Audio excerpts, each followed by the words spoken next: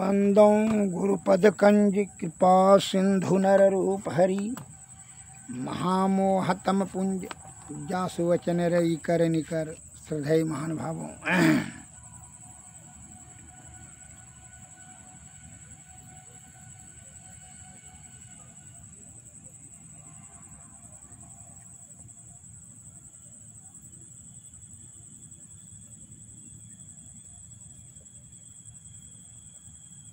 उप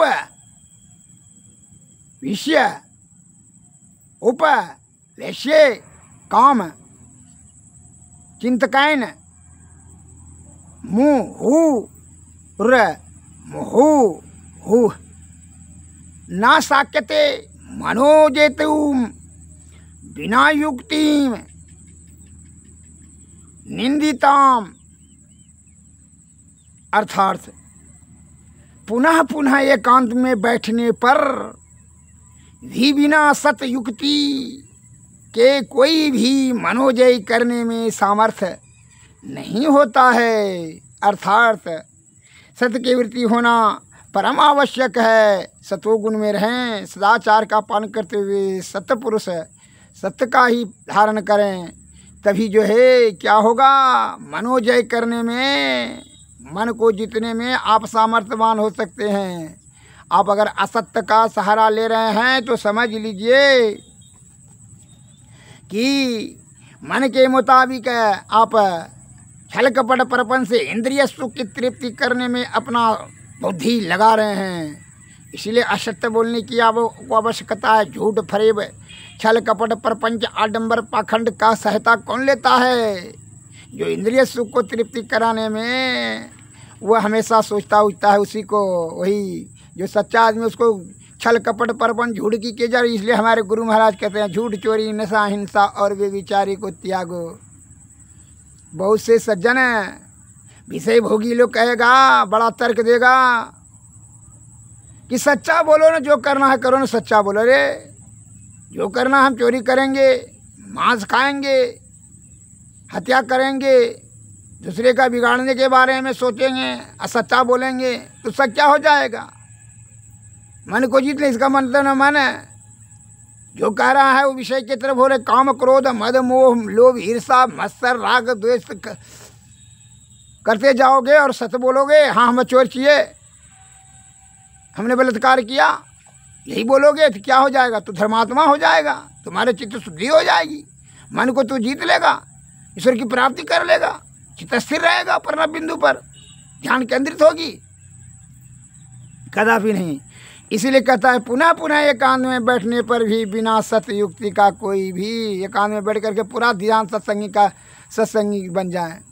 अजय सत्य का हम आधार नहीं लेते हैं तो मन को जीत नहीं सकते हैं। इसीलिए सत्य बड़ा जो है जरूरी है सदगति के लिए।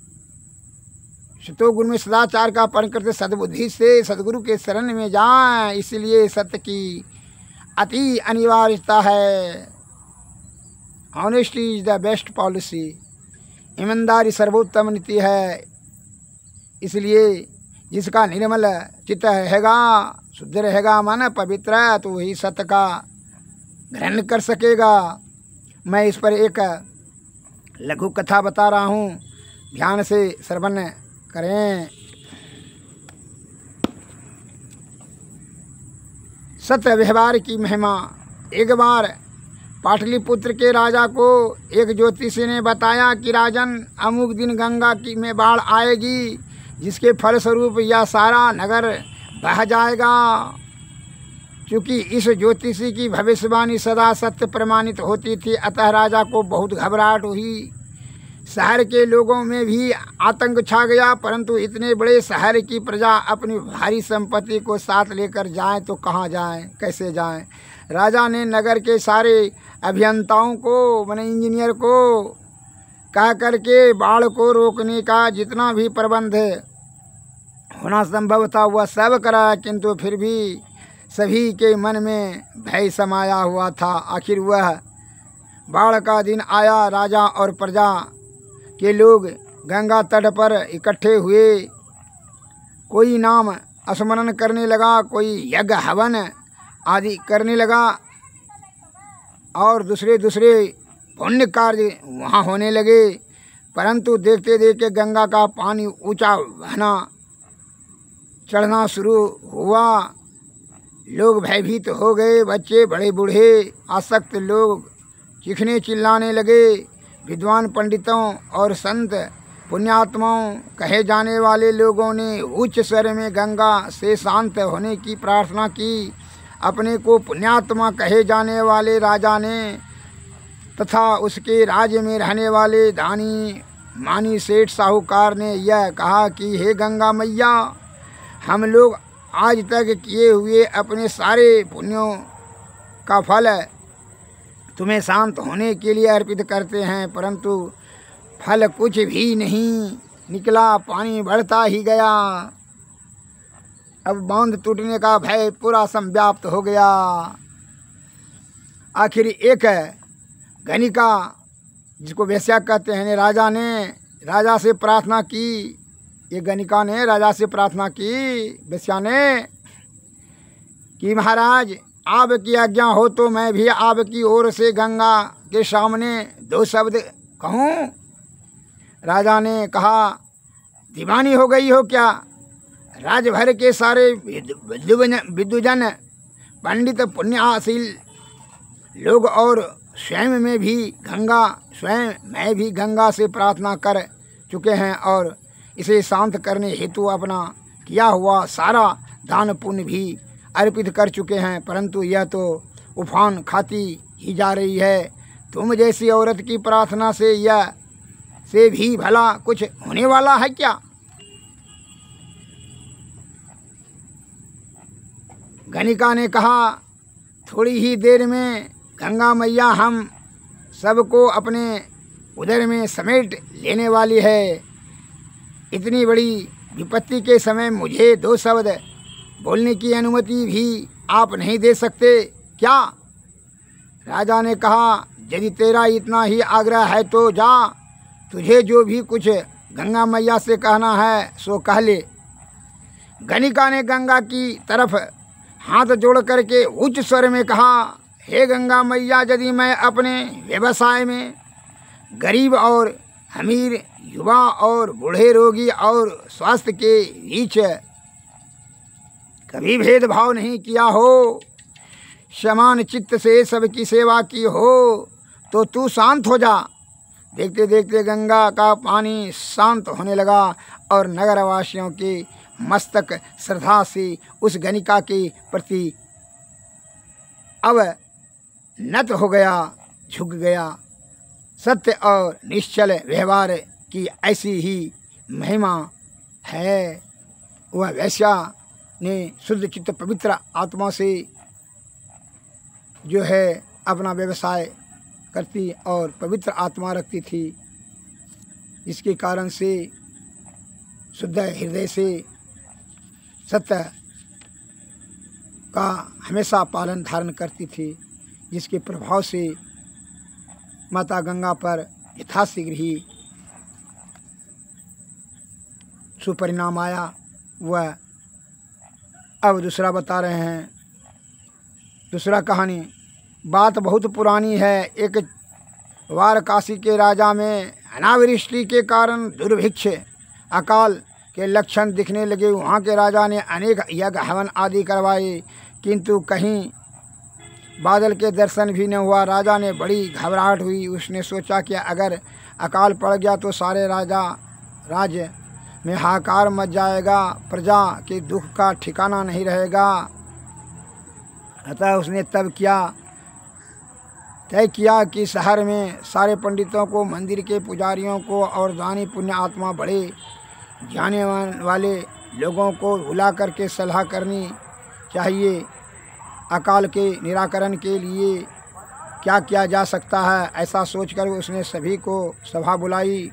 शहर के काफ़ी लोग बुलाए गए। विचार विमर्श के बाद सबकी राय हुई कि अपना अपना किया हुआ पुण्य वर्षा निमित्त दान दे दें। वर्षा के लिए बहुत संभव है तो उस पुण्य के प्रभाव से वर्षा हो जाए। इस पर सबसे पहले राजा ने अपने द्वारा आज तक किए हुए सारे दान धर्म पुण्य वर्षा होने के लिए निमित्त अर्पित किया।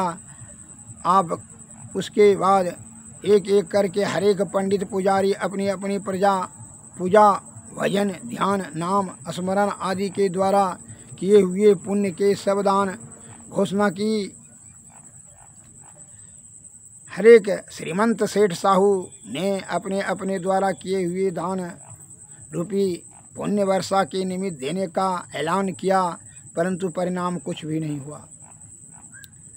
आखिर इसी शहर में रहने वाला तुलाधार नाम का एक समान कोटि के वैश्य सामने आया। उनका नाम तुलाधार इसलिए पड़ गया था कि तौलने में और मापने में उसकी तुला की डंडी सदा बराबर रहती थी। केवल तौलने नापने में ही नहीं, हर व्यवहार में उसके दिमाग की तथा कार्य की तुला बराबर रहती थी।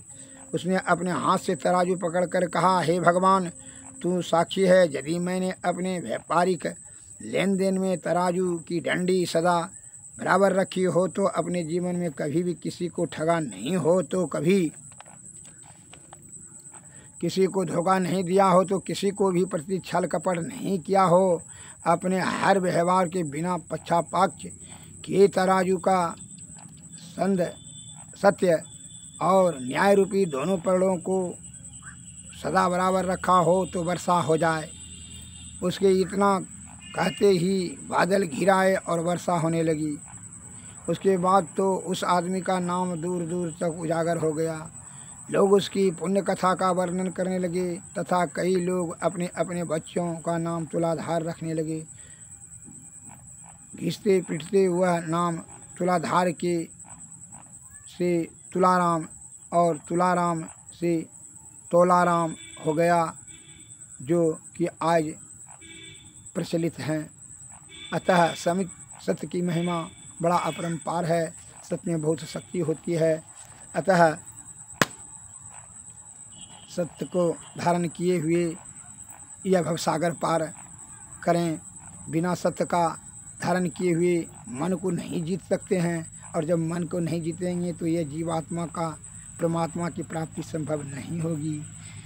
इसलिए संत महात्मा लोग कहते हैं, पानी बीच मीन पानी बीच बताओ तो साधु तन का यही तमाशा है। मोटी बांधिया या बंदा हाथ पतारे जात है, ना कछुलाया ना ले जाए, ना के क्यों पछताता है, जोरू कौन खसम है किसका, कैसा तेरा नाता है, पड़ा बेहोश होश कर बंदी, विषय लहर में आता है, ज्यों ज्यों बंदे तेरी पलक परत है, त्यों त्यों दिन नगी चाहता है, नेकी बरी तेरे संग चलेगी, और सब झूठी बात है, प्राण तुम्हारे पाहुन बंदे, क्यों से ही ये कुहाता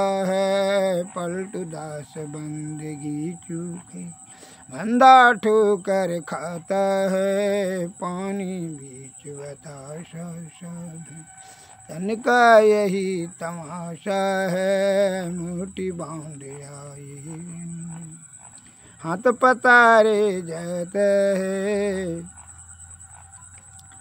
श्री सद्गुरु सतपुरुष की आरती कीजिए, हृदय धर को थाल सजीजिए, दामनी धोती झकाझक जाम, तारे चंदय लौकिक ताम, आरती करत होत यति उज्जवल, ब्रह्म की ज्योति अलौकिक उज्ज्वल, सन्मुख बिंदु में दृष्टि समावै, अचरज आरती देखन पाव, दीव चक्षुषो अचरज पेके, यह जग सुख तोक्ष कर लेखी, होत महाधुनयन हद कीरा, सुनत सुरत सुख लहत घनेरा, सुरत सार सबद में लागी, पिंड ब्रह्मांड देह सब त्यागी, आत्म अर्पित भोग लगावे, सेवक से व्यभाव छूट जावे, हम प्रभु प्रभु हम एक ही होई, द्वैंद्व अरु द्वैत रहे नहीं कोई। नहीं ऐसे आरती कीजिए, भव मह जन्म बहुर नहीं लीजिए। श्री सद्गुरु महाराज की जय। श्री सद्गुरु महाराज, सद्गुरु नमस्कार। जय हिंद जय भारत।